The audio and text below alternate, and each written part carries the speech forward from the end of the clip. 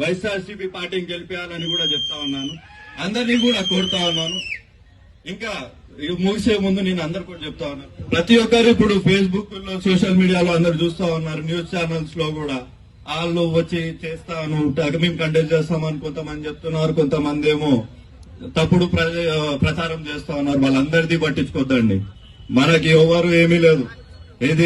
ఇదంతా మనకు డెమోక్రసీనే. ఎవరన్నా రండి, ఎవరన్నా చేసుకోండి, ఎవరన్నా పోటీ చేయనివ్వండి.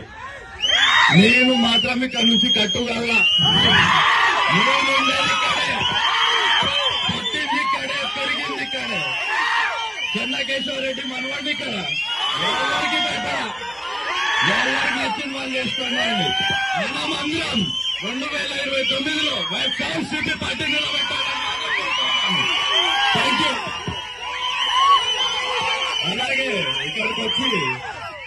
అలాగే ఇక్కడికి వచ్చి మద్దతు ఇచ్చిన మీడియా మిత్రులందరికీ కూడా హృదయపూర్వక నమస్కారాలు చెప్తా ఉన్నాను. Thank you.